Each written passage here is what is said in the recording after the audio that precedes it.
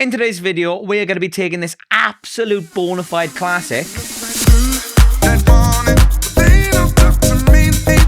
and flipping it into this.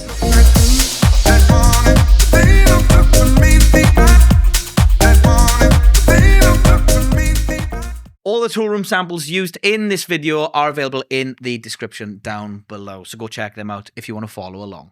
Okay, first up, what I'm going to do is look straight in and work out what key the original track is. So, we've got the MP3 here. I'm going to open up Rekordbox. You can also use Serato or a DJ software of your choice, or you can just Google it.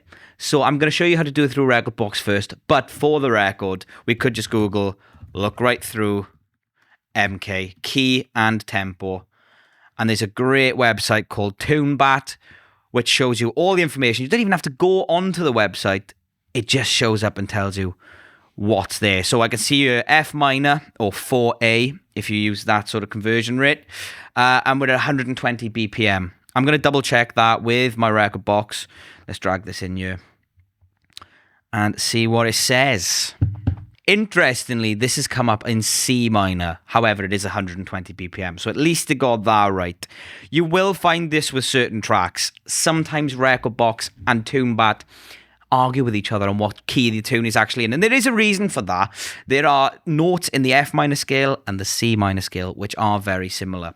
And the way that melody runs on this track means that either of those keys, when searching for samples on Splice or anywhere else, should work. Is helpful to have a sort of decent ear for these things. If you've DJed in key before, you've had a lot of practice. So I think I'm going to trust TuneBat over Rekordbox's one-time listen, as they, in my experience, are the more trusty source when it comes to which key things are in. Also, I will say of Rekordbox Serato, mixed in key is probably the best one for just analysing on the fly and working out what key you're in. Mixed in key 11 we're on now, I think. It is pretty bang on. So I'm just going to go with TuneBat for now. We're in F minor. I'm going to trust the source. So next up, we know what key we're in. We know what tempo we're at. I need to get the parts of this record. It's 2025, so I'm going to use an AI stem splitting tool to take all the individual parts of the track and separate them. An absolutely game-changing feature of music production recently. The creativity I've unlocked in my music career just for making edits for my DJ sets using these tools is unbelievable. I'm using this one. Don't ask me why. It's the first one I found 6 months to a year ago. It's called X Pro, and there are literally hundreds of them. And as the time of recording, I'm using Ableton 12.2, but as I've already prepped you, 12.3 is coming and may be out by the time this video comes out with stem separation built in. We will be hitting you up with a video on how to do that with Ableton once we have the features ourselves and they're all ready to go for the public. So let's just drag and drop the file in there. Nice and easy. I've set it to be stem split. This particular website has loads of different tools to do it. You can separate the full instrumental with the vocal. You can separate drums and the rest. You can even separate the backing vocals from the lead vocal. The track we're using only really has a lead vocal, so it's fine. And just like that, it's done. Split it into 4 parts. You can see the orange is drums, yellow is bass, green is the sort of instrumentally parts like synths and keyboards and the mid-range stuff. And then we have the lead vocal. Shall we have a listen to how this sounds? I find drums are always the best thing in this. They're really well-tuned, the algorithms for this stuff, for drums. I can't explain why, but every time you can get some really nice drum bounces out of this stuff. Let's have a look. You can hear those effects have come through there, like the crashes and stuff, with a bit of artifacting. That is a theme that rolls through using these AI tools. It's still early days. They're getting better all the time. But we're going to show you some techniques within the mix when making the edit to sort of hide those and work around them. Limitation is sometimes the key to creativity, I find. So having these artifacts and having to work around them can make you come up with some really funky ideas within the edit. Let's take a look at the vocal. That's the thing I'm most interested in. Quite sure that you never knew all the pain that I've been through. It's pretty spot on, actually. It's already a cappella at this part. Let's have a look at the bit with the lead. police are moving through the streets. There's a crash there. Letting people in, but they don't talk to So me. yeah. They look right through that morning, but they don't talk Instantly, to you can me. hear a bit of artifacting, but that's fine. With the noise gate and recreating the delay, that'll be absolutely sweet. The other thing I might use in my edit is that lead, that M1 lead. Let's have a look. Oh, straight away. Bang on, that is. And then the bass.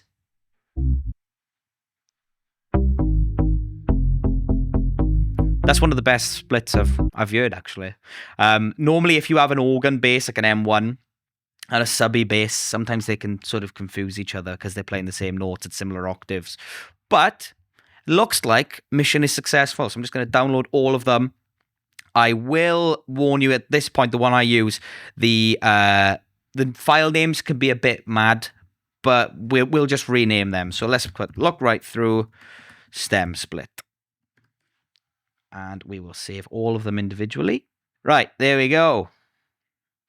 And we have all of our stems. The next step is going to be to drag those stems into Ableton Live. You can see I've got my fresh project file here with 2 MIDI tracks and 2 audio tracks ready to go. So let's open these up and take a look. I'm going to click and drag into Ableton. And as I drop them in, before dropping them in, I'm going to hold down Command on Mac or Control on Windows and then let go of my mouse so that they show up on individual tracks rather than all just coming up on the same track in a row and being like 15 minutes long. Also, this allows us to remove a common problem if you are stem splitting from a track in iTunes, which is that most tracks have a little bit of silence at the start. Just the way they're mastered means that that's always going to be the case. If I zoom in here, our first kick drum has like 0.111 of a bar before the start of the track. So what I'm going to do is I'm going to highlight all of these, zoom right in, and then hold Command drag to take the grid off and pull it as close to this first kick drum as I possibly can. Let's zoom in even further. There's the start there. Nice. We're really lucky. We've picked a track that is 120 BPM, which is the standard tempo at which a project sits in Ableton. So it makes things a little bit easier, but what I'm going to do next is show you how to warp these stems so that when we move the tempos around, which we're going to have to do, it moves with the tempo changes of the project. So my goal with this track and this edit is, this track must be, how old is this track? 2012? This track's like 13 years old at this point, and it still sounds as fresh as the day it came out, don't get me wrong. However, at 120 BPM, it is quite slow for most DJ sets these days. Everything's gone a bit fast in the house scene, and especially the tech house scene.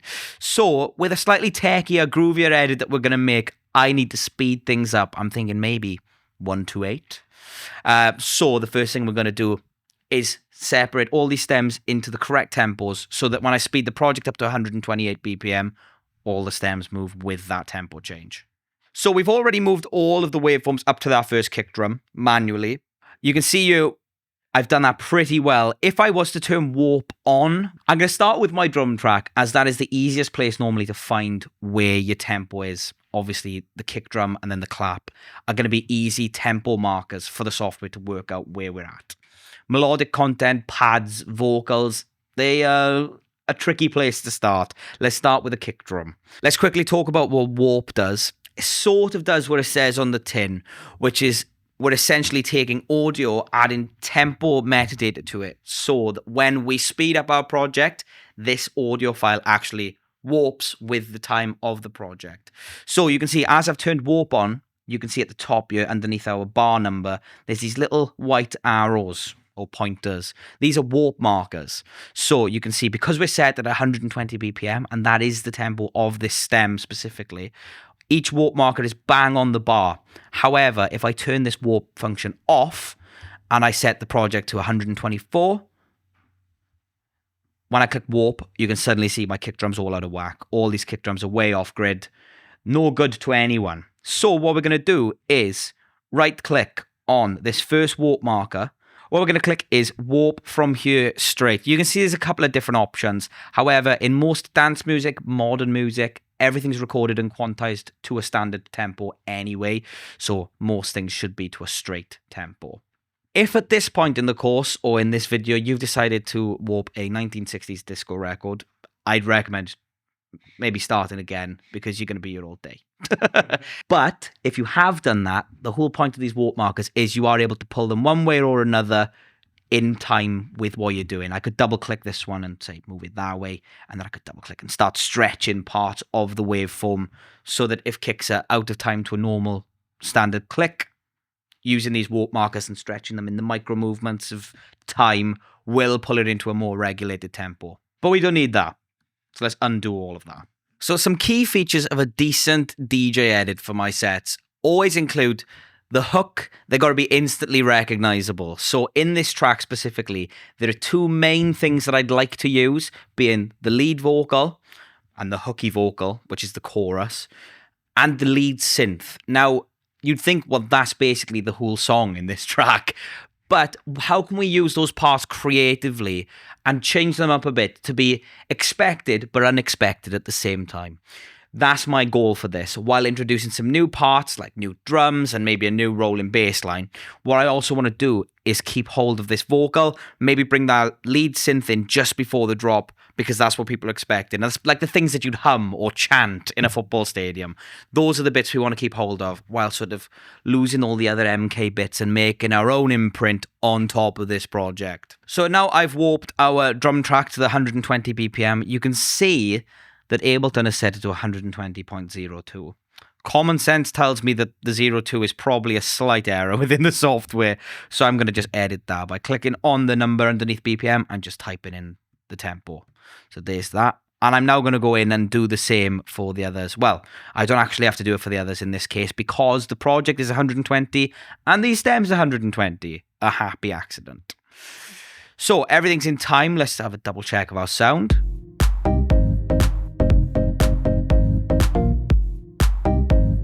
And the first thing I'm going to do is now pull that tempo up and double check that all our warp settings have worked as accordingly they should have. So let's sit at 128 BPM and double check how it sounds. Fast. That's how it sounds. It sounds fast.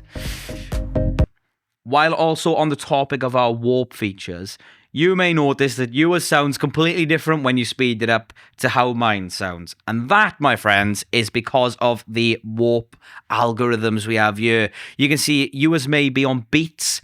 As stock standard, Ableton sets everything to beats.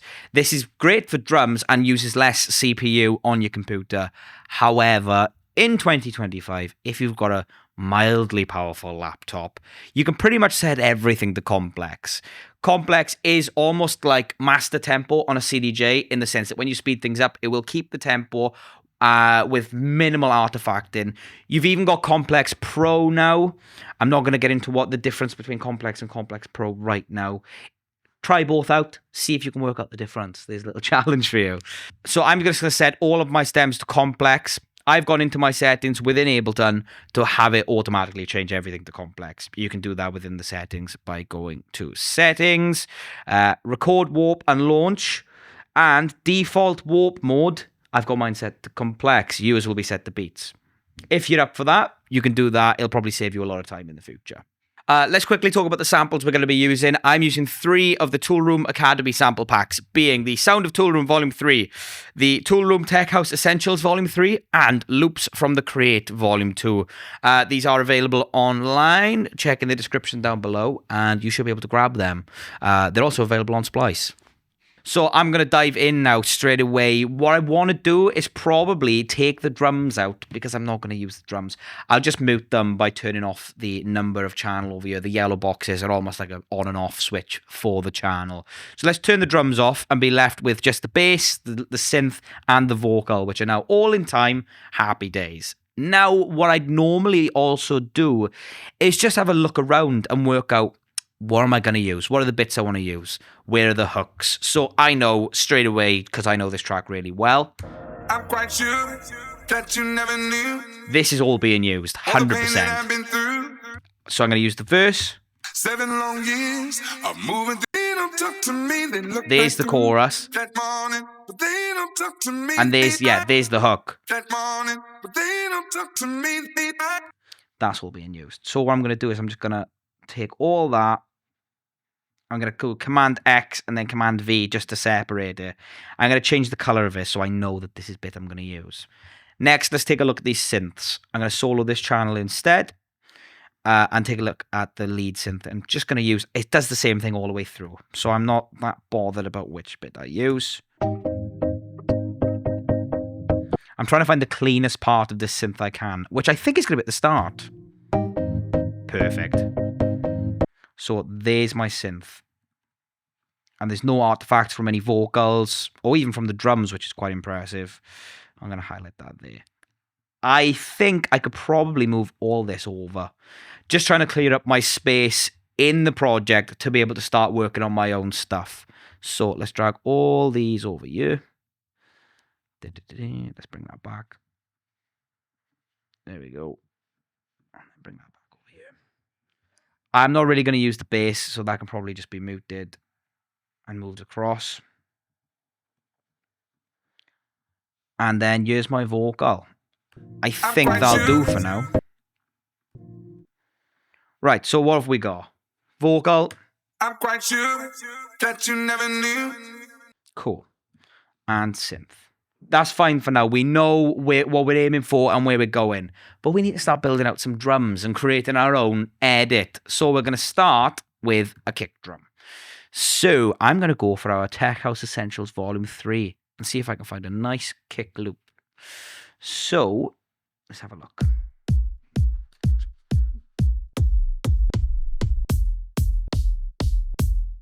I quite like that. This is quite bright.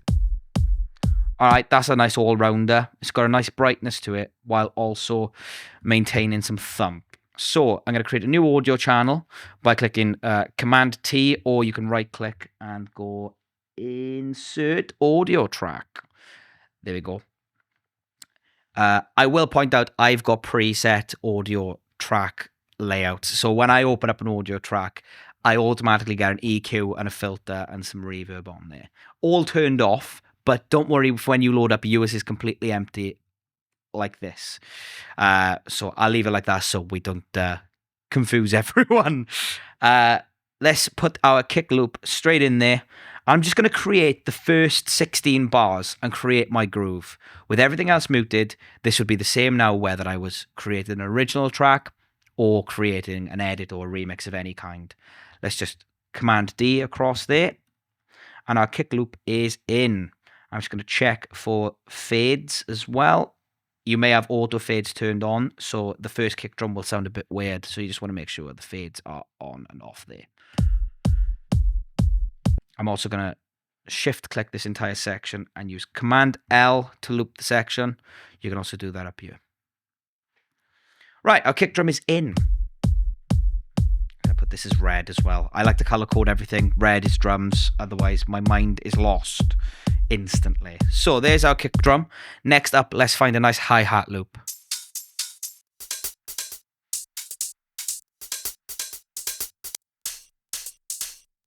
It's a nice starting point. It's got a nice character to it once again, so let's drag that in. And we're going to duplicate that across. And then let's also do that. So all together. Cool. It's got a nice roll to it. And I'm going to check if this works by dropping the synth part we saved earlier over the top of it.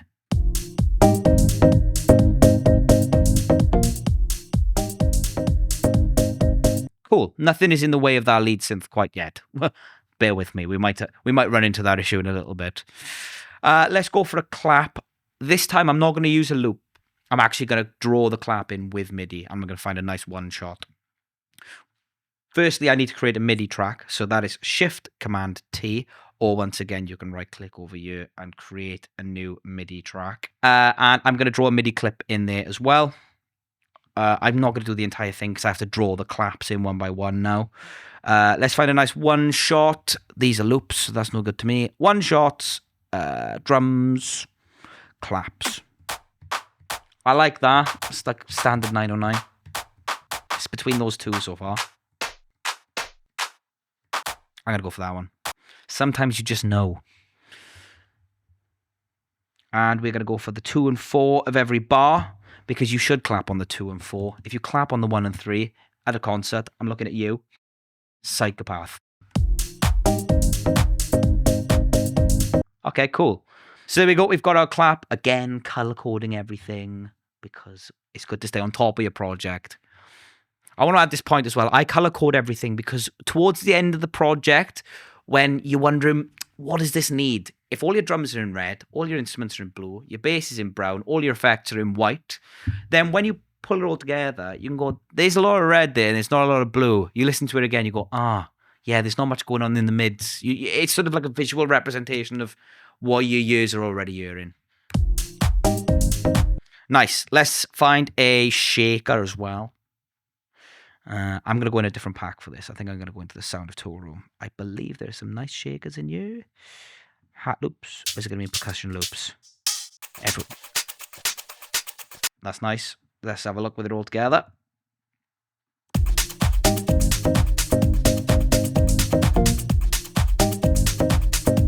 Yeah, cool. Adds a nice little roll to it. Again, color coding.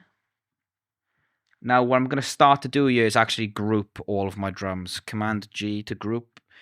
And I'm going to create a group within a group, groupception. I'm going to group all my tops away from the kick so that when I start processing things later on, I can not be processing the kick when I try and high pass all my tops. Cool.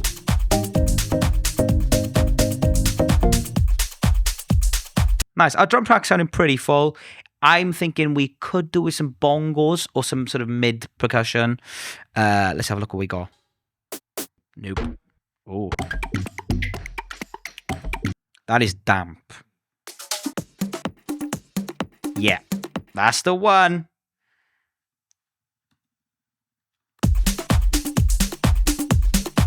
Instantly rolling.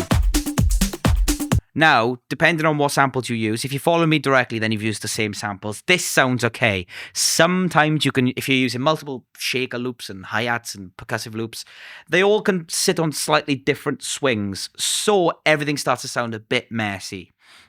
So what I'm going to do is I'm going to find now a groove from the groove pool, set a uniform swing to all my drums.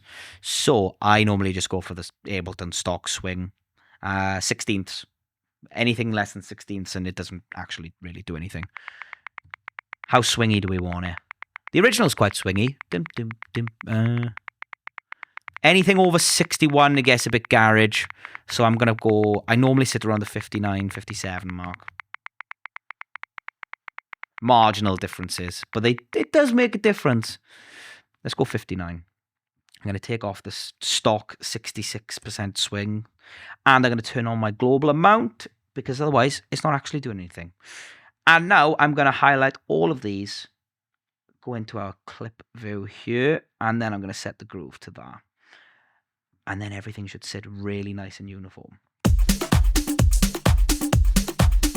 Let me just turn that off so you can hear what it's doing. Let's see if you notice a difference. It was all quite swingy anyway.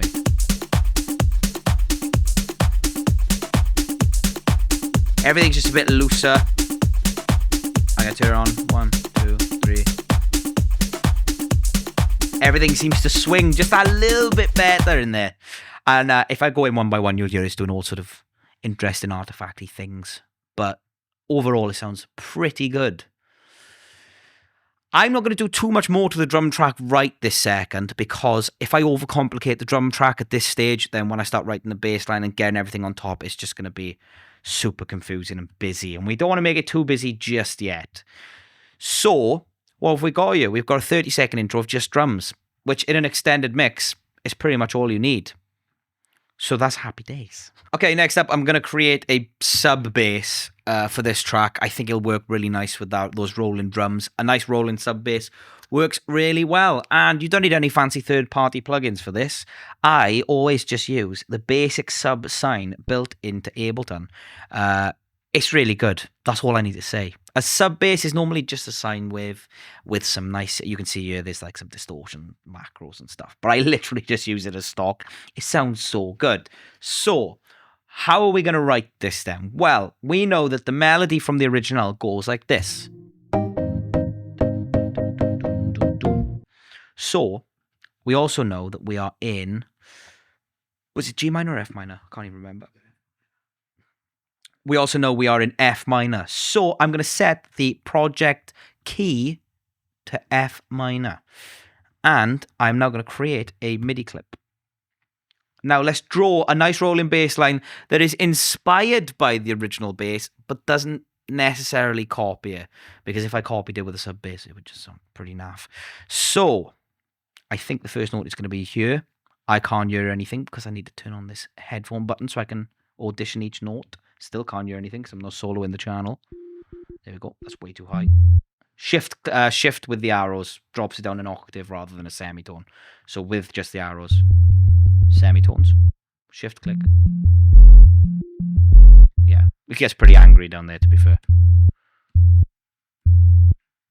And let's play those drums. So there's no bass on the first two bars. Two beats even. There's our first note there. Dun dun dun.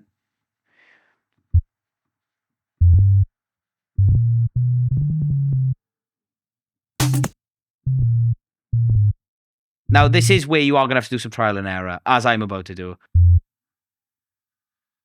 I'm in F minor. I want to go. Actually, this is a pretty standard bass thing that could work. Let's go here.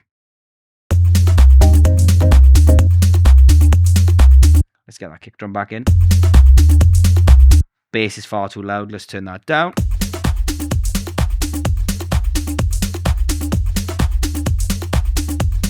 Awesome.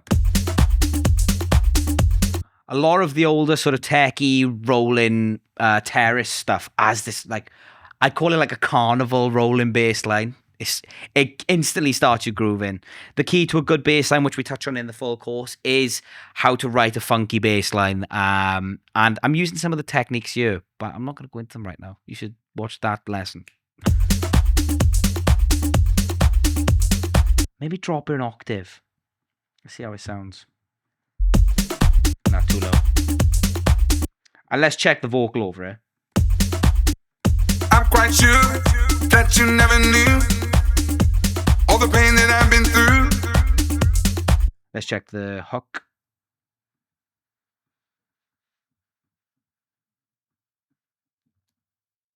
Seven long that morning, but they don't talk to me that morning, but they don't. Not a massive lover of that. Let's try. Let's actually have a look to see if we can find a nice bass line within the packs. That would be good, wouldn't it? Let's go back to our packs here to find a nice bass line. Oh, that's just not a bass line at all. Bass loops.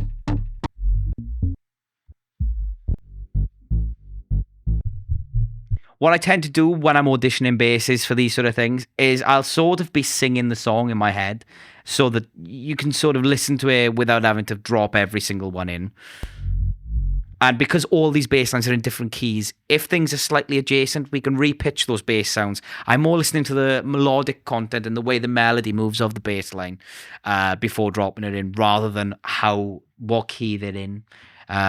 Obviously, you take some note of that. If it's miles off and you're going to have to take it up half an octave, then it's probably not the right bass line. But if things like this is in G flat, which is F sharp, so I'd only have to drop that by one semitone. So if that works, which it might do, is a little bit electronic for my liking. I want something a bit groovier. No, that. Let's try Tech House Essentials again. Yeah, nice. That's one shot. We want loops. Bass loop.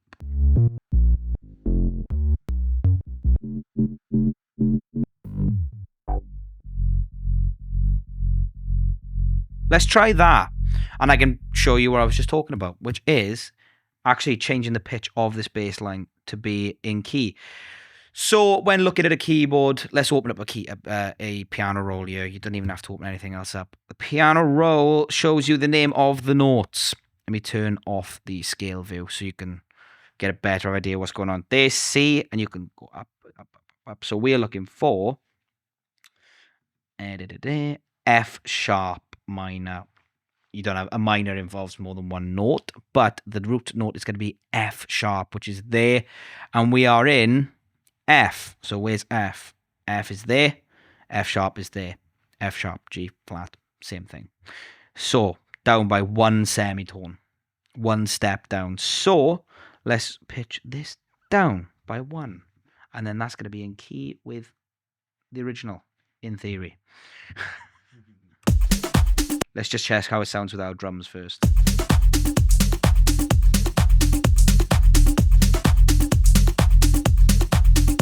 Okay, I think that's going to work with the vocal as well. Here we go, let's have a look. That morning, they don't talk to me. That morning. If you can't quite hear what's going on, which sometimes I always struggle with this, right? The low end, the bass end can be really, really low. And you're going, is that in key? Is that not in key? Put it up by an octave and just listen to it in a more normal mid register. Here we go. That morning, they don't talk to me. That morning. And now let's find a note where it does work in that new register. That morning, they don't talk to me.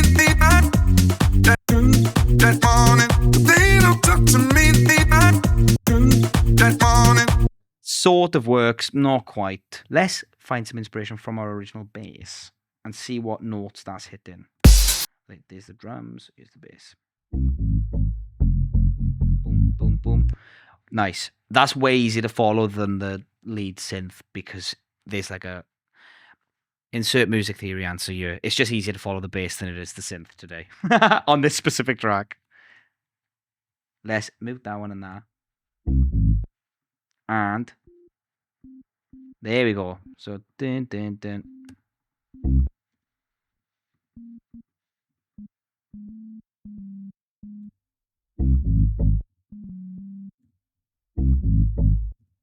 Dun dun dun.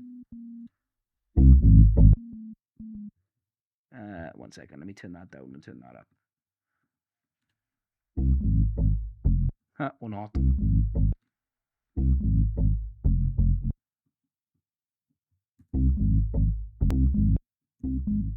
Yeah, there it is. Bam, bam, bam, bam, bam, bam, bam. Oh, like that.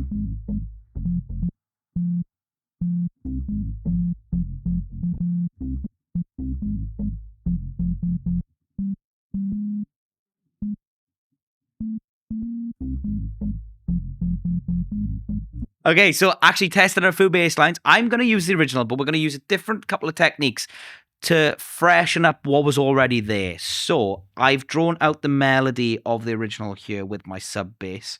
But let's take a look at that original bass stem. Take the vocal out for now. And just play the original bass stem with these drums. I'm going to color code it as well. Brown for bass. Use whatever color scheme you like. I use brown, bass, brown. It just makes sense. There we go. Perfect example of something that has a little bit of like AI magic in it. So an easy way of fixing that is just putting a low pass filter on there. I've got one here on my EQ, so I'm just going to drag that down. But you could also just use the auto filter and drag that down. In fact, let's use the auto filter because I'm going to show you the next part, which is adding a little bit of distortion to that. So it just bleeds through and adds a bit of analog warmth to what we've already got. So let's bring that down, get rid of all that, add a bit of resonance. Nice. And then I'm going to use a little bit of drive just to add a bit of nice chunkiness to it. Now with drums, instantly it's got that rolly, subby groove to it rather than a plucky bass, which is a nice addition. But the bass is all over the kick drum, so let's use some sidechain compression. Here we go. I'm going to just sidechain my kick to my bass. Or my bass to my kick even. Potato, potato.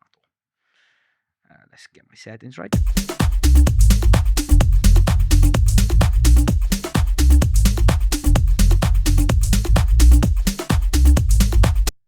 also just going to take the really, really subby parts out of that as well.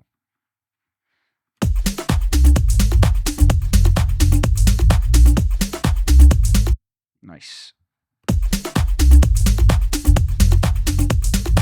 More sidechain needed.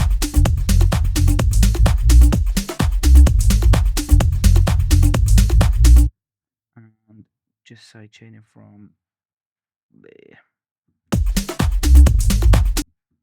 Just from there. That's a bit better.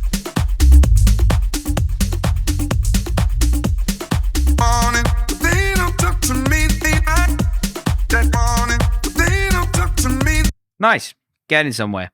Okay, that's the bass sort of ready and laid out. I'm going to layer it with a sub as well, I think. Let's do that.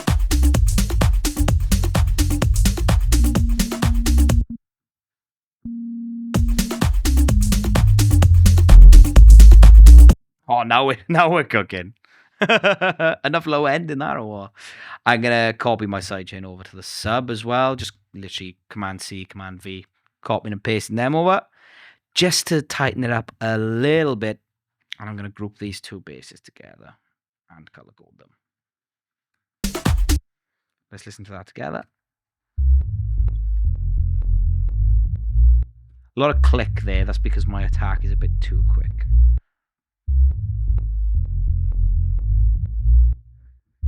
That's fine. Also, what we can do is we can just add another low pass filter because this is already subby. So I'm just going to add the low pass there. And then the click disappears. Magic.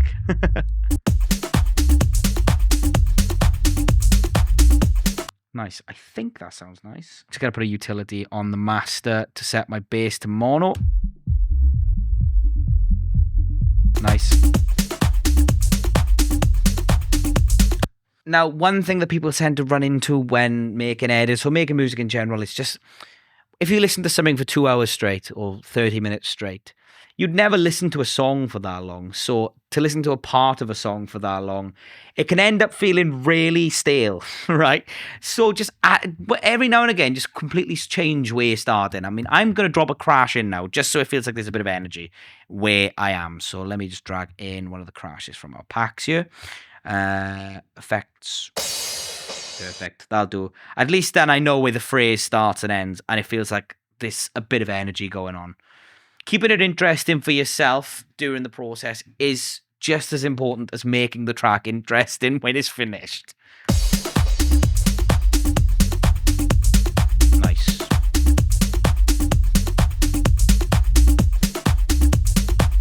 Okay, cool. Now I'm going to duplicate this entire portion here. Command-Shift-D. Duplicate time. We've got a 32 bar section now rather than a 16 bar section. And if I take the bass out of that first half, we've now got our DJ intro.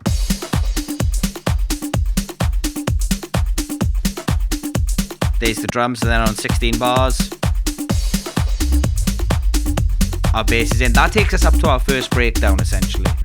Okay, now we've got our 16 bar section is bass and drums, which in the arrangement will be really handy later on.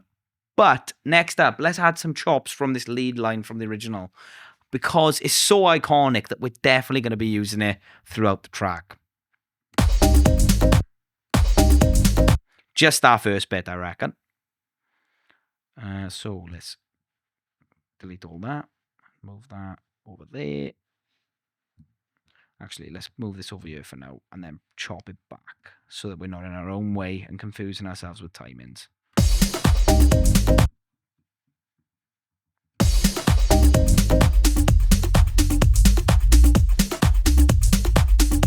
And then that bit there. So we're sort of creating what I class as like a dubby version of this musical part, like a dub version. Just we'll add some delays and stuff to it now.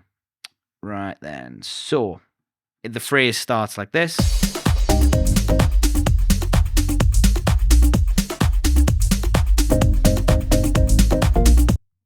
Cool. Instantly recognizable, but doesn't give away the entire phrase straight away.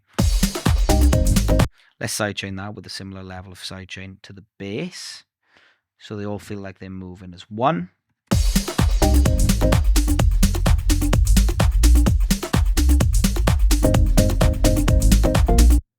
I'm going to add a delay, like I said. I'm going to use one of my return effects here. And I'm just going to automate some delay on the last note of the first section here. Nice. Let's edit the actual feedback stuff here.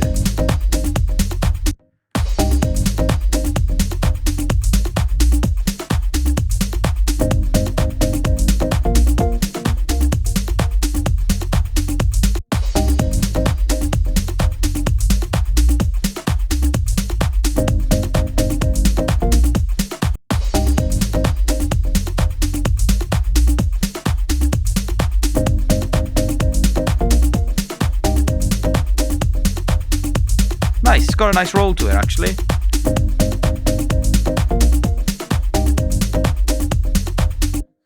Next up, let's do some vocal chops. Let's use the final piece of the puzzle.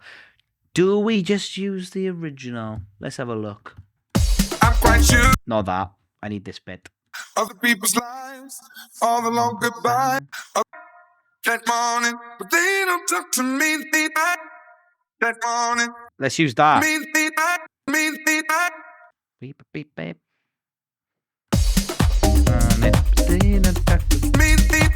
Yeah. Let's then put that there. Just make it easy and copy and paste that over and over and over again. I think that's the vibe.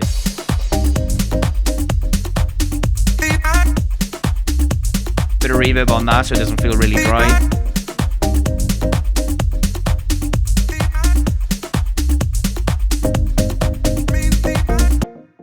Altering on the fourth one, so it's just a little bit different. We're creating now essentially an 8-bar phrase and keeping it slightly interesting. Almost works like a fill, really. Right, here we go. I'm also going to sidechain that vocal. And I'm going to put some reverb on as an insert effect as well. And some proper echo. The echo plugin on Ableton is amazing, by the way.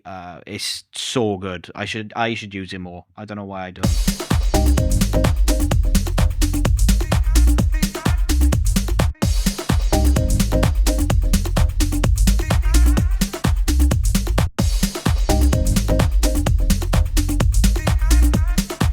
Yeah, there you go. Instantly creating width and depth. Instantly the groove is sounding technically like nice. There's a nice bits of ear candy throughout the entire thing, but it doesn't feel too busy. It feels like we can still go somewhere from here. Okay, that's saved. Always save your project. And once you've saved it once and you've saved as, be sure to collect all and save as well. Here is how I collect all and save, doing everything except for the factory pack files because they're already on my computer somewhere. This essentially means that all of the samples in your project save within the project folder on the Ableton file, which means if you send it to someone or you open it on a different computer, all these samples are going to be part of the project. Yes, it takes up more storage on your hard drive, but you do not know how many times I've opened up old projects and gone, it's missing clap 36. I don't know which clap 36 that is. I have like 10 different clap 36s. Which one was it? I don't know. And then, yeah, everything's just there, including all these things like the stems we separated earlier, that if you send to someone to collaborate with this track on, they are not going to have the stem splitted audio files and you'll have to send them directly to them. Anyway, next up, one thing I use all the time is a disco string or like a long drawny pad. I'm hoping there's one of them in one of these packs. Let's have a look. If I search string, ooh, let's have a look what we got. String loops is probably not going to be in here. Well, would you look at that? There's one in there. Happy days. Right, that's an A. We need it to be an F. That's way too low, though. So we're going to go up an octave. 4 plus 12 is 8. 4 minus 4 plus 12. You got my gist. You got my gist. Up again, plus another 12, 20. Oh, no, not that far up. No. 8. Come on. Let's get some sidechain on there and push it right back in the mix.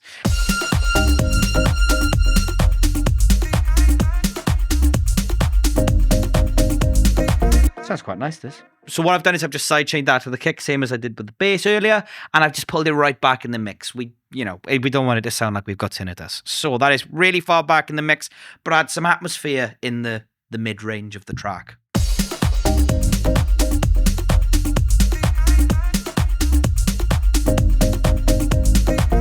Nice. Next up, I'm going to get some more crashes in here, I think. So let's go there and there. So this is part of what I'm doing next, which is actually looking at our drum groove and thinking of it like a nice big block of ice that we've had in the freezer overnight. Now my job is to take that big block of ice and start chiseling bits out to create a bit of a more sculpted figure of a groove. So I've just added that second crash. What I'd probably also do is take out these kicks halfway through the phrase. So that's more like this now. Kick back in. These are all things you hear in tracks all the time. Maybe we'll do a double kick there. Nice. Wicked. Maybe what we'll do is also add another open hat for the second half. Would that be outrageous? I don't think so. Let's find a nice... let's use the 909. Just use the standard 909 kit in Ableton. Notice how we had a basic drum groove originally, and now I've got the actual full groove with the bass line and the parts around it. I'm diving straight back into the drum track because I know how much room I have to play with. Now I know they're screaming out for a big open hi-hat, so that's what's going to go in there next. Open hat. Let's throw that in.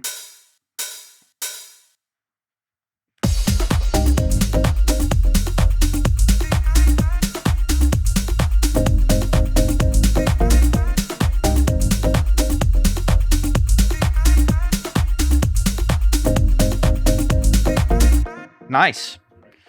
And again, then I'm going to use the original, one of the iconic parts, in my opinion, one of the iconic parts of this track is in the first breakdown. The crash is just doing whatever he wants. It's like bang, bang, bang. But, if you hear the original, I think I got the drums here. So maybe what we'll do is actually use the crash from the original drum track.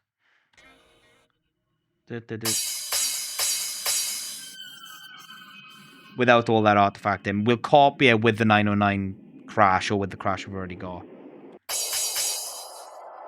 But one of the iconic parts for me is the fact that it goes 1, 2, 3. Like that. So let's introduce that as part of our little groove here. There.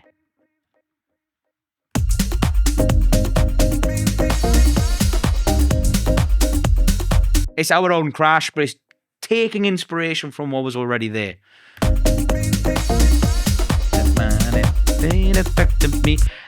You know you're doing it sort of in the right way when you can almost fill in the blanks. So I'm sort of singing. I'm sort of going that morning. Like I can feel myself wanting to sing along, and that's it. As a consumer, how the consumer of the music is going to listen to it on the dance floor, on wherever you put in your mixes, you want them to be doing that. You want them to, oh yeah, what a tune. But when are you going to get that payoff? Maybe we'll add that. Just that bit. I'm doing this by eye, so this might sound a bit rubbish. But...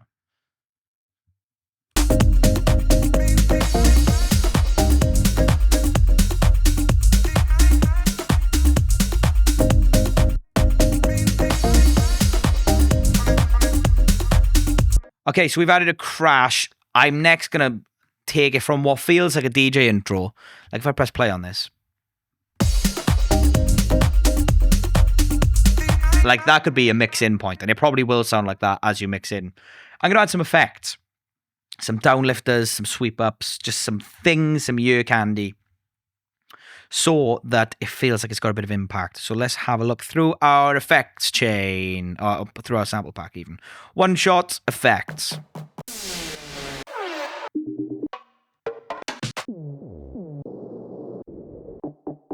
Some impacts would be nice. Not that one.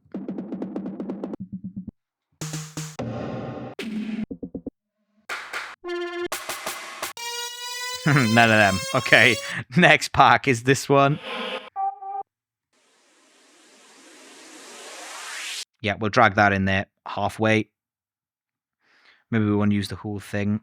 Just double check that it's set to the right tempo, which it is. We'll just leave it there so it stops dead. Nice. Also, let's introduce something called Kick Drum Remover, which is part of Ableton as well. It's basically a preset for the auto filter, which is a high pass filter. And we are going to automate the high pass. This just turn this on and off, basically, sort of like when you're DJing and you'd pull the bass out. So let's turn that on there. So listen to what the low end does.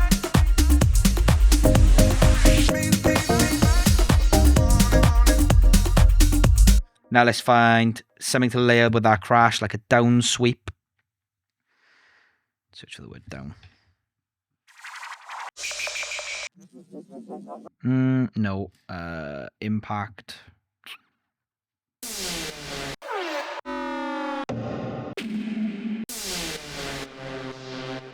Interesting. I like the top end of that. So what I'm going to do is take it there.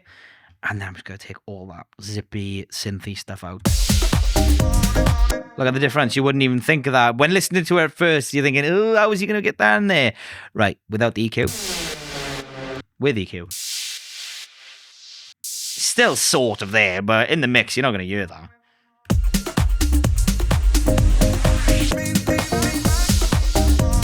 Instantly impactful.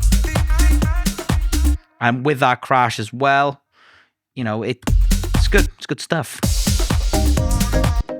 What I might actually do as well is introduce a new delay channel just to add it to the crash. And echo.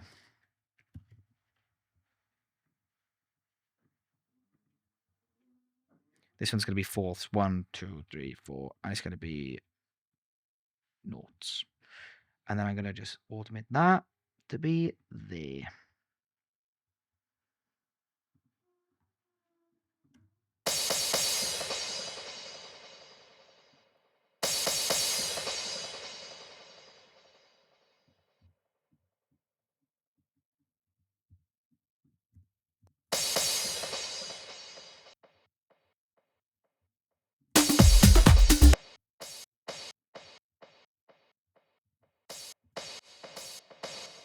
I love the echo plugin because it's got like reverb built in. It's so good. So good. We're just trying to extend this crash, really, so that it lasts as long as the down sweep. Let's play them together. Cool. Take some of the muddy low end out of that crash as well.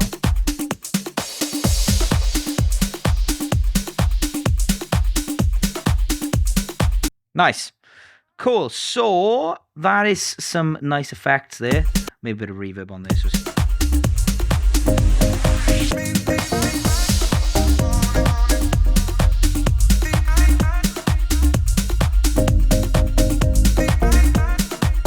So we've got a solid groove there, which I'm actually going to move over so it's in the position of where a drop would be, because if your drop is at bar 1, there's something probably a bit crazy there. What I'm going to do is create, insert silence, and we're going to put it at around bar 49. So we're going to create 48 bars of silence. This is a great trick of how to maneuver your projects around, by the way. So I went up to create, insert silence, or create silence. Sorry, where is it? Let's do that again so you can actually see. Up here, create, insert silence. I'm going to type in 48 bars, and you'll see what happens here. Everything moves over to bar number 49. So in theory, what we could now do is start moving things around, so we're starting to lay out our track a little bit. I have a decent idea of how I want to do this, but I'm going to use our Green Velvet Technasia track, our edit that we've done on the course, as a reference of where things sit. So I know that we've got a minute intro. You can see this just by looking, much like on a CDJ. You can see where things are. There's our breakdown, creating marker points. There's our drop. And our drop goes on to there, which is a breakdown. I know it's 32 bars. And then there's our second drop there, with maybe a build. You could probably put in the word build here somewhere. 8 bars. Or is that 8 bars? 16 bars, is it? Hello. Yeah, that's 16 bars. So, yeah, that's fine. As a marker, that's fine. Which means now I can start going, cool, well, all my drums are going to be all the way through the DJ intro. The jury's out on the breakdown right now, especially with this track.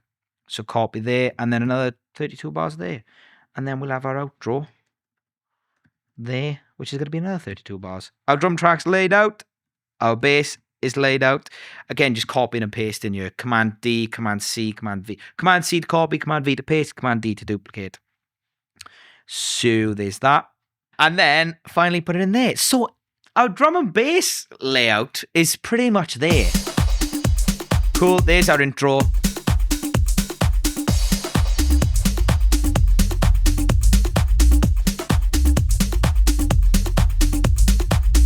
Just taking the kick off the last bar of all these sections so that it almost leads into our breakdowns and into the next sections a bit nicer. It doesn't just feel like a kick drum's running through the entire thing. There we go.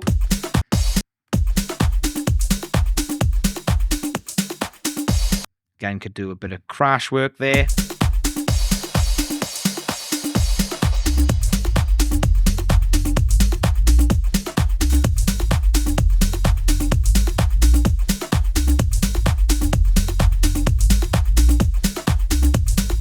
Just moving our open hats there as well to be in line with how they should be. A little bit of, maintenance work being done on these drums. Just little movements of things you can sort of see where there's issues. Because if a hi-hat comes in, then goes back out again, then comes back in, you're thinking, what's going on there? So that's our drums and bass laid out. Shall we touch on the breakdown? The first breakdown being the one from the original, which has nothing in it, which is great. I'm quite sure that you never knew all the pain that I've been through. Aha, okay. Here's what we're going to do. I'm going to duplicate this channel. Those vocal chops we created for the drop, I love all the echo on them. They're going to have their own channel. The lead vocal really doesn't need that much echo, so I'm going to delete the chops off the lead. Let's rename this lead vocal chops. Removing the lead vocal from the chops and removing the chops from the lead vocal channel. Nice. So, turn that echo off. I'm quite sure that you never knew all the pain that I've been. If I remember rightly, let's try and do this by memory. It goes 4 crashes. It goes, I'm quite sure that you never, all the pain that I've been through. Even this morning, looked outside my door for your letter on the floor. And then is it, no, it doesn't do one there. That's one there. Dan, Dan, Dan. Yeah, okay. See, we got it. 7 long years of moving through the streets, letting people in, but they don't talk to me, they look back through. And then we could probably take that. 7 long years. Let people in. They don't talk to me, they look right through that morning, but they don't talk to me, that morning. One thing I've noticed since sorting that out is that this first breakdown isn't long enough. So what we're going to do is we're going to go to our drop and create another 4 bars, I believe. This is a bit of a weird one in the sense that the first breakdown's a bit of a weird length. That's fine. That morning, but they don't talk to me, that morning. There is 8 bars. So that's going to be our sort of snare roll build up. And we can introduce our string from that we put in earlier here as well. I'm quite sure that you never knew all the pain that I've been through. Even this morning. Let's see if we can introduce some of the stem from the original as well. I know I've recreated the crash from scratch. It's just showing off. Right, here you go. I'm quite sure that you never knew all the pain that I've been through. Even this morning. Again, you can just use some of the stems here. It's an edit. People want to feel familiarity. It doesn't have to feel like a full-blown remix the entire time. Where are we? And if we're using all the stems together, the artifacts sort of end up cancelling each other out. There's not, exactly. But I'll introduce all of them just because they cancel out the... So... I'm quite sure that you never knew. All the pain that I've been through. Even this morning, looked outside my door for your letter on the floor. 7 long years of moving through the streets, letting people in, but they don't talk to me. They look right through that morning, but they don't talk to me. Okay, there we go. So that is. We'll fade that out. Because it's being layered with our own effects there anyway, so that's cool. I'm quite sure that you never knew all the pain that I've been through. Even this morning, looked outside my door for your letter on the floor. That's nice. Using the sub in the break. Quite like that. I'm quite sure that you never knew all the pain that I've been through. Even this morning, looked outside my door for your letter on the floor.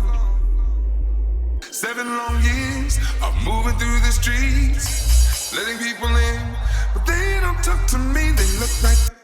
Introducing the high pass filter there then as well. So we don't want all the bass in on the build up just because it's a bit. You won't get the impact from the drop when it kicks in. Letting people in, but they don't talk to me. And just straight away, let's just get a snare roll in there. Get a snare roll in there. Come on. Oh, let me use the ones from the park. Let's find a snare roll. Okay. Is this then the thing? It has.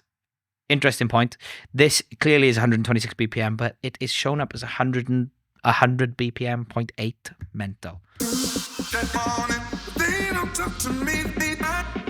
That morning, they don't talk to me.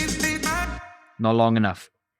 But what we're going to do is probably layer it. So I quite enjoy, I'm a big fan of having more than one thing rolling at once. So I'm actually going to introduce a clap roll with MIDI.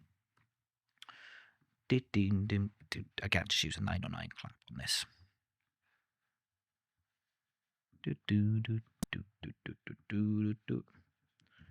And we're going to go for the hand clap.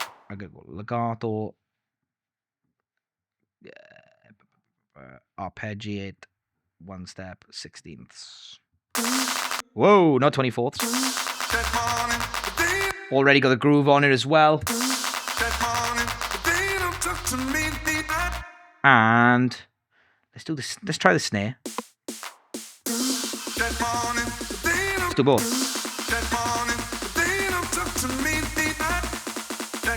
Add some reverb that builds up as well. And this is how you sort of, with production and sort of taking production to the next level as well, layering your snare rolls and just layering is the key to a lot of this stuff. So what I'm going to do is, you'll see what I mean. I need to do some gain automation here as well, so it fades in rather than just like smashes out the bits from the first thing. That's going to be there. Letting people in, but they don't talk to me. They look right through that morning, but they don't talk to me. That morning, but they don't talk to me.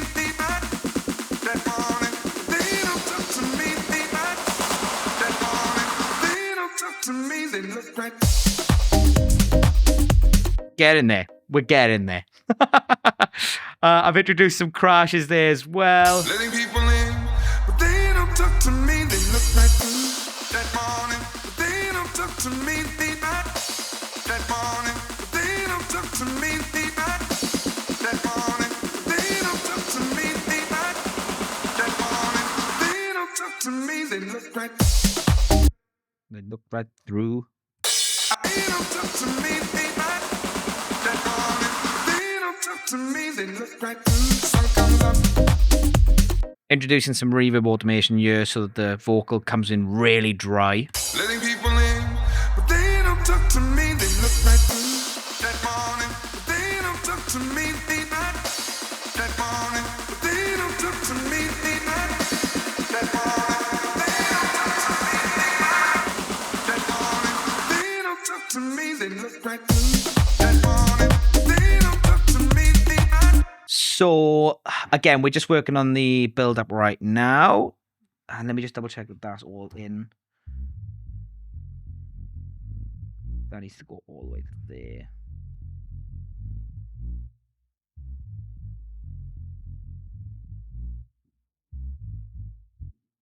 Then get rid of that there. Cool. Let's check that build up. They don't talk to me, they look like that morning. They don't talk to me, they not that morning. They don't talk to me, they not that morning. They don't talk to me, they not that morning. They don't talk to me, they look like that morning. They don't talk to me. Cool. Don't want the vocal in on the drop. It's too much. Just to look right through. They look like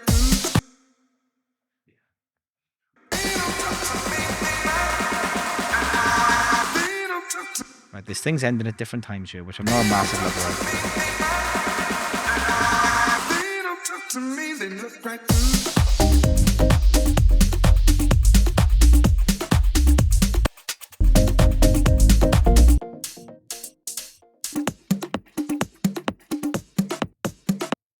You know what's jumping out at me is the fact that those bongos are not in key with everything else. Yeah.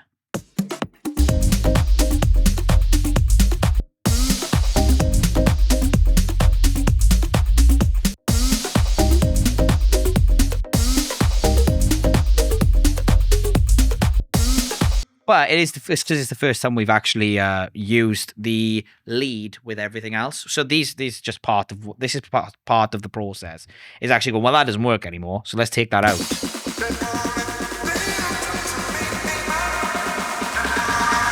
don't talk to me, they look like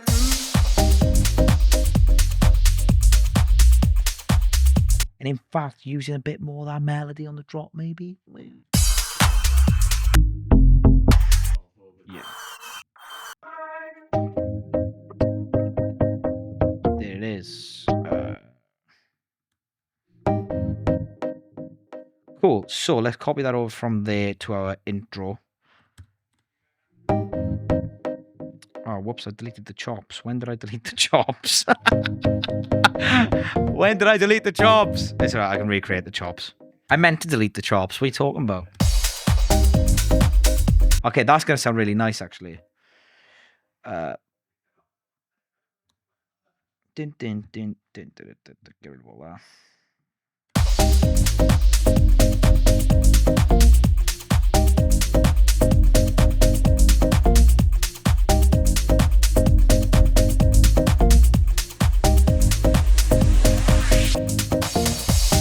Way, hang on, Ant.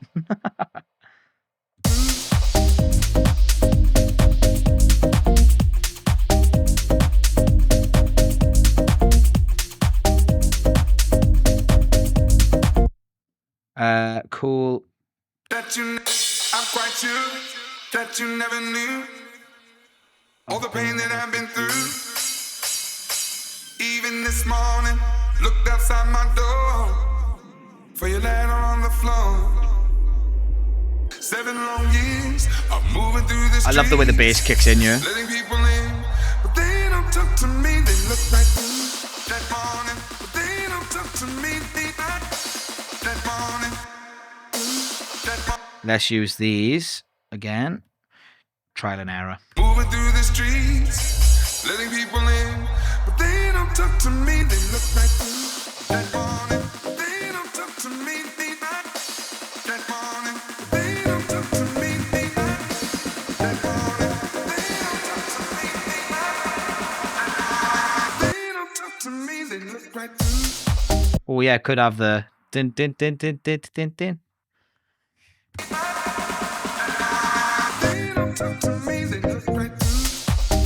Yeah, instantly works way better.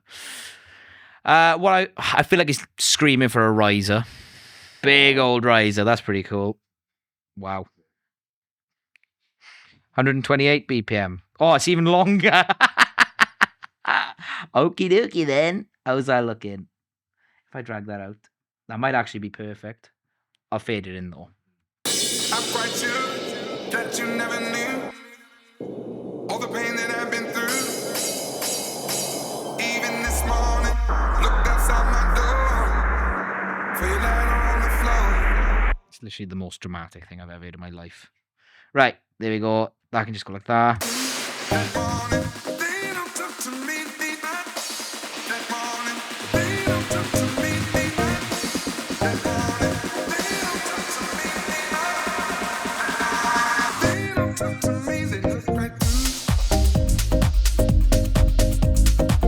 Get in there. I just want to see if I can get like a nice...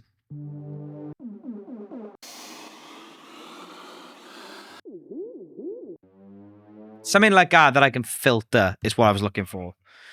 Just something that's a bit tonal. Everything's setting itself to 100 BPM as well, which is really fun. Right, there we go. That's there. Drag that out. Just put a low pass filter on that because it doesn't need to sound like an EDM record. Pitch it up. Pitch it down.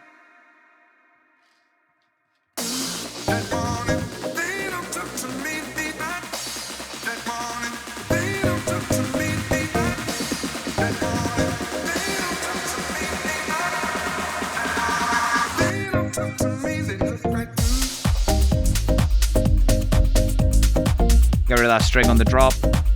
Strings on drops are bad. No, here's why, actually. Because something that drones on a breakdown and a build-up is cool. But when it kicks in, it's all about the low end and about the movement of the parts.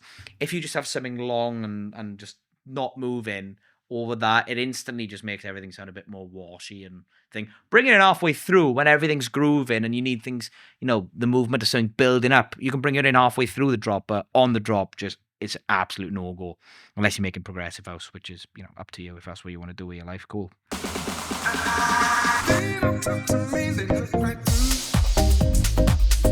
I'm gonna do it. I'm gonna add a little drum fill. 909. And then we're nearly there. I want a Duke Dumont inspired clap fill. Da da.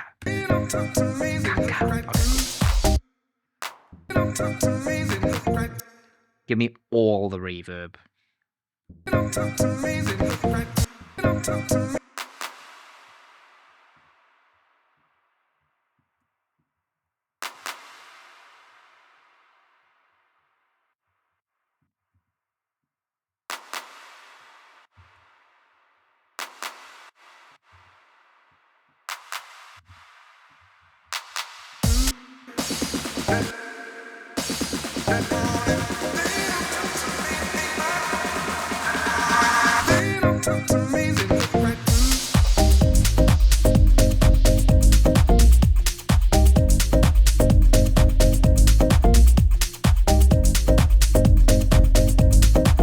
I think open hat straight in as well.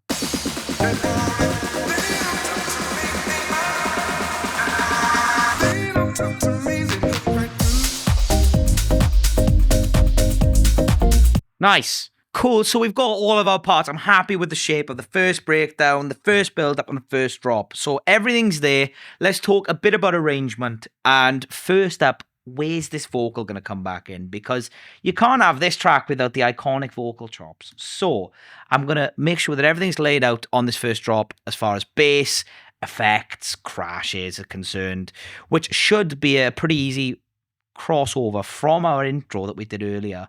And I'm going to see if there's anything else I can fill in the gaps from.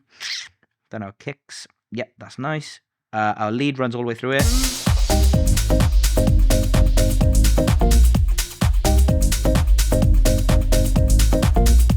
So halfway here. Also, what I'm going to do, this is a bit of a technical thing, but just as a visual standpoint, notice how everything now is sort of halfway between the grey bar and the grey bar. Everything should sort of be in the line. So I'm going to actually create a new tempo range here, if it'll let me do it. I'll just do it from here. Insert time signature change on this drop. So I can just see a lot easier where halfway is, because essentially this breakdown's a weird length. So that's that sorted. And now I know halfway is there, which will make it a lot easier for me to take these vocal chops and start banging them in there.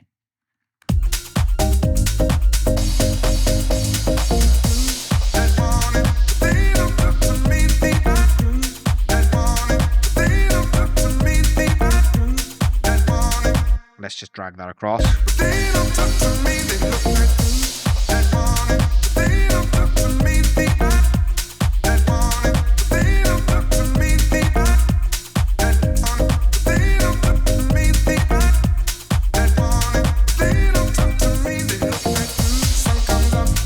That's cool. So actually that would go there, because there's the verse.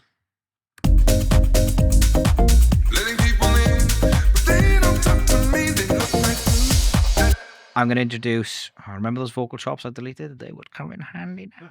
At some point during this process, I may have accidentally deleted the vocal chops that we made earlier. So I'm going to quickly remake them again. Nobody's perfect, but I do try my best. Right. Let's check that. I can't quite remember what they were doing. Right, so this first bit is just the groove.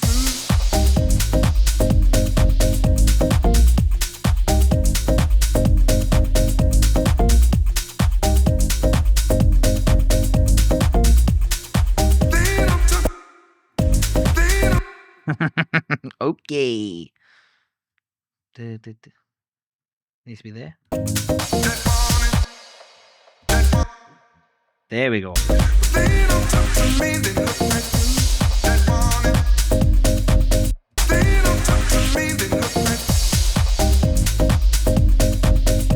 Just that for that bit, I think, is the one. That's not me being lazy, I promise. Now we're talking.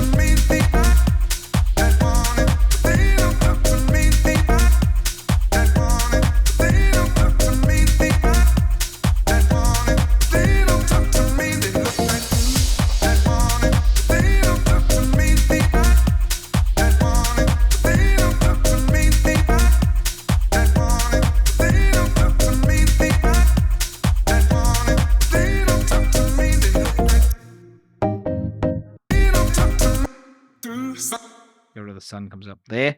Cool. Right. Into the second breakdown and the second drop. I sort of want this to do a similar thing to what the original does, which is just kick and bass on the way out. So there's that.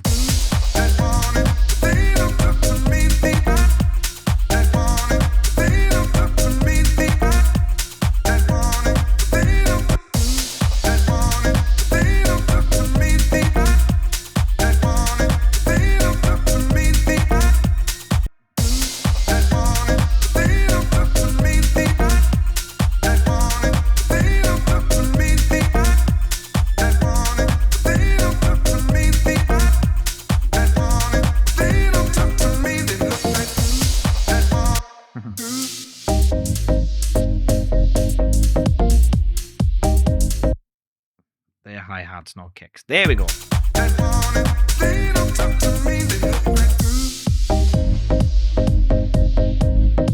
Let's introduce that clap fill there and there.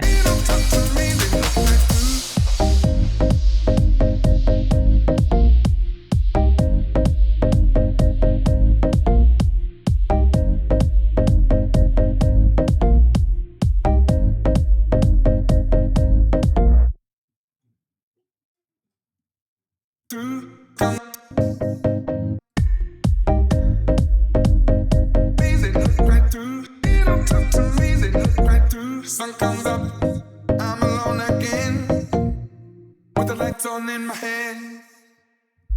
Still I was away from my little room, guess I gotta go back soon. Sun comes up, I'm alone again, with the lights on in my head. Still I was away from my little room, guess I gotta go back soon.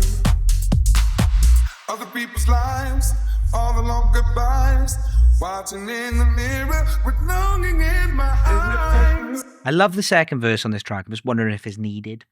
Because I think actually what would be a way cooler way of doing it. As it's not got the, why don't you change your mind?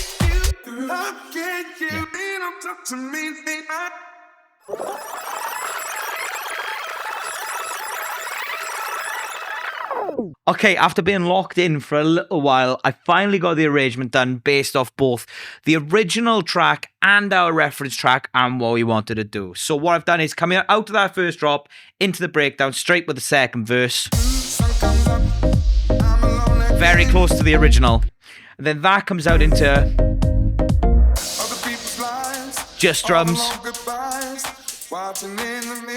Into our build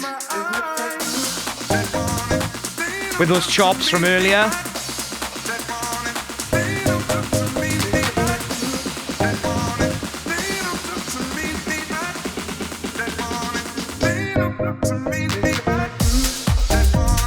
Vocals straight in on that second drop.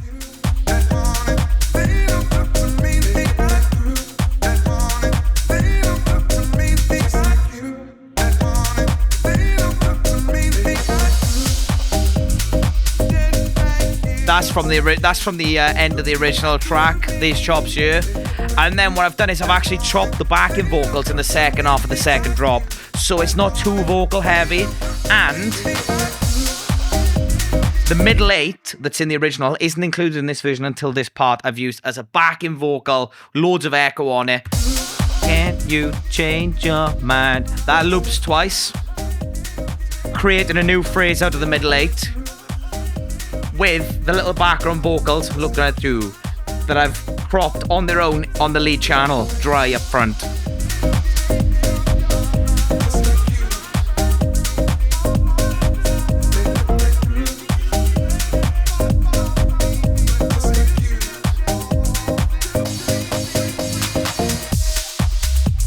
And then there's your DJ outro. Done. And then that needs tailing off at the end there. If you enjoyed this video and you want to learn how to make your own mashups, DJ edits, remixes, and originals, then check out the brand new DJ to Producer course here on Crossfader. And for more DJ tips, up there, go and have a little look.